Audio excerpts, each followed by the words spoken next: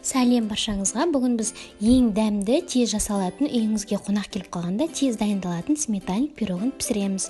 Өте жұмсақ, магазиннен сатып алмай-ақ, өзіңіз үйден пісіруге ыңғайлы пирог түрін жасап үйренесіз. Ең алдымен бізге бір маргарин керек болады. Оны үкіштен өткізіп, осылай бір стакан шекер салып, және де бір жұмыртқа салып, бір қасық толтырмай ас содасын салып, жақсылап тұрып қасықпен араластырамыз. Содан соң осылай үстіне ұн салып, жақсылап тұрып жұмсақ қамыр жасаймыз. Мінекей жұмсақ болып қамырымыз дайын болды.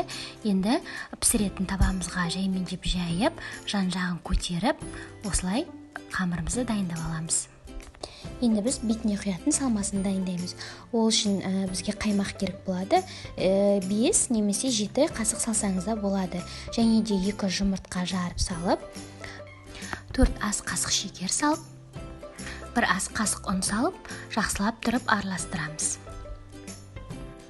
Дайын болған соң осылай қамырымызға құйып, 150 градуста пешке пісіріп аламыз.